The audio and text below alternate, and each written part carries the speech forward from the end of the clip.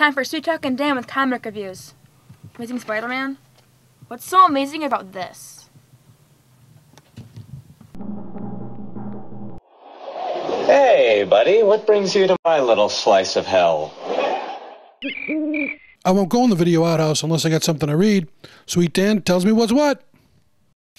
Hey kids, how you doing? Comic Book Man here. Welcome to my video outhouse. It's time once again for Sweet Talking with Sweet Dan, Sweet and Comic Book Man. Oh, it's the most wonderful show on the outhouse. That's true. And we're of course coming to you from Alternate Reality, which is located at the intersection of 111th and Kedzie in beautiful downtown Mount Greenwood. That's this place here. Uh-oh. Plug. Alternate Reality, where all new comics are 15% off every day for everyone, including Amazing Spider-Man. And Dan has a theme show today Called Amazing Spider-Man. How about that? An Amazing Spider-Man theme show, which is made up of two Spider-Man books, one of which is Amazing Spider-Man. Amazing Spider-Man number something 630. 630. They're going so fast, I don't even bother keeping up with the numbers. It's a weekly book. The numbers just flying by like a time travel story. The numbers just flying by. I think they've done almost 100 issues since this whole Brand New Day thing started. Marvel wants to get to 1,000 before DC. That's how they're going to do it, man. That's seriously, I don't even... The first 1,000-issue book, guess who's going to have it right here? Unless DC gets smart and makes Batman or Superman or Action or one of them a weekly book pretty soon. Which, you know, is bound to happen. Well, then DC will just go to daily. There you go. Yeah, daily. The daily comics. Here's the deal. Okay, Amazing Spider-Man. He's been running a gauntlet. Yeah. Kraven's daughter, another one of Kraven's children who has a hard-on for killing Spider-Man, has been putting Spider-Man through his paces, and the Webheads, the editorial team behind Spider-Man's weekly series, have kind of been revisiting a lot of the classic characters that they stayed away from for a majority of the beginning of Brand New Day. Okay. What you get is not so much revamped characters as a fresh take on old characters. Okay. You know what I mean? They didn't try to redo Electro, they didn't try to redo Doc Ock. They just kind of evolved the characters naturally from where they would be. Rhino being a great example. I think it started to sort of hit the brakes. Okay. They sort of hit a wall, I mean to say. The Lizard is the latest bad guy that is getting the treatment. And this treatment is not quite as good as, say, some of the previous ones you just mentioned? Well, let's look at it. Mark Waid did Electro. Right. I don't remember who did the Sandman arc. The Sandman was phenomenal. Guggenheim? It was Guggenheim. Good call. You had Dan Slott on Mysterio. Okay. You had the Rhino stuff with Joe Kelly. Yeah. And then you get to Zeb Wells, and Zeb Wells is a phenomenal writer. Yeah, he's been kicking around for a while. The problem is I think he drew the short straw with the character selection. Yeah. I think, I don't know, there's not a lot you can do with the Lizard other than visually update his look that isn't going to be untrue to the character or stupid.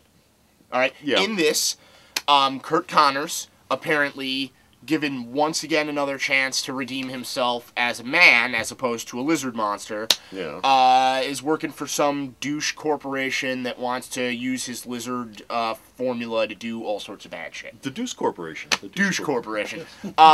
Anyway. Roxxon. And Roxxon and the Douche Corporation. It's not Roxxon. Well, no, I mean, that'd be the name of it, the Douche Corporation. What you get is Kurt sort of fighting internally with himself. When things don't go the way he likes it, there's this little box in the bottom of the panel that's the Lizard's voice that's supposed to be symbolically inside his head, and he's constantly at odds with himself so as to not give in to the beastly side, which has all been done before. Well, Lizard doesn't get a lot of play in Spider-Man, primarily for the reasons you're mentioning. There's not a lot you can do with him once you get past the initial story or two. Yeah. I mean, how many times is Kurt Connors going to inject himself with this crap and to grow an arm and become the Lizard before he figures out that this probably isn't a bright thing to do? I mean, if you want to look for an example of science gone bad in that vein, look at Bruce Banner. I'm just saying, it's almost like they just dragged him out and dusted him off and threw him in there just to complete the whole, well, these are all his old villains, so he has to be in there. Well, you're talking about, unless you're going to visually update the way the character looks. The last time that was done was when Todd McFarlane took over Spider-Man long before the Image Days, when they gave him his own Spider-Man book. His first story arc was with the Lizard. His first major story arc in that book was with the Lizard. And visually, that was a great book. The writing was Todd McFarlane. But visually, it was very good. It was very Interesting. I mean, Todd it was very, McFarlane's great. it was a very savage, very feral looking. And that's lizard. exactly what they're trying to do here. Chris Bachalo, phenomenal artist. Like I said, he brings a great visual dynamic to the character. Other than that, though, I mean, it's like I'm waiting for a Spider-Man movie with the lizard in it. I mean, they've teased it. That would be a lizard story I want to see, is a live-action movie with him. Well, Lizard would be good. I mean, he's a one-of. He's a one-of. It'd be a great one to do a movie on, Exactly. and then that's it. Move on. But they don't have it. So Okay. I don't know. As far as the Gauntlet goes, I've been following it. I've been enjoying it.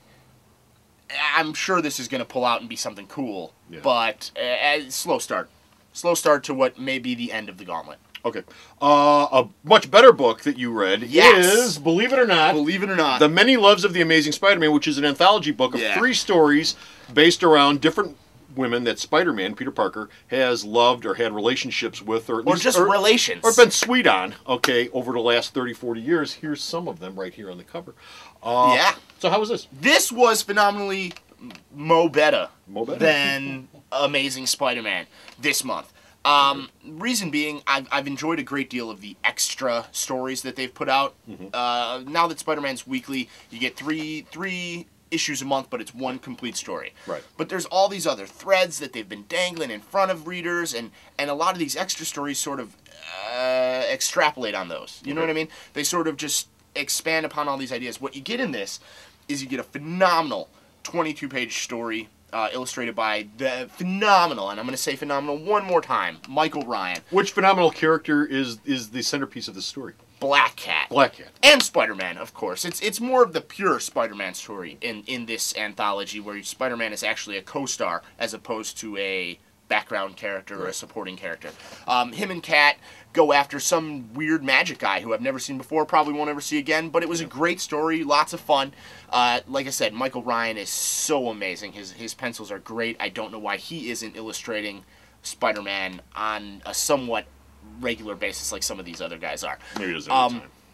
Next up, you get a great story about Carly Cooper, who's currently in Spider-Man's life and might be his main love interest, so to speak, right now.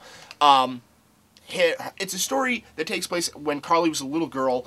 She's the daughter of a police officer, and another one of Spidey's old love interests just so happens to be the daughter of a police officer. Well, Carly also has blonde hair. Nope.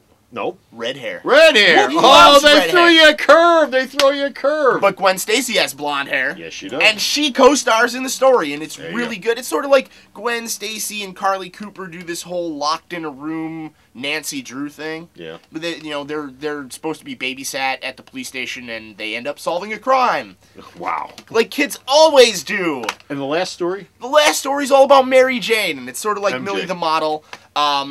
And Spider-Man's sort of a background character in it. It's totally fun, totally awesome. I mean, I understand why people love Mary Jane, why they think she's an integral part of the Spider-Man mythos.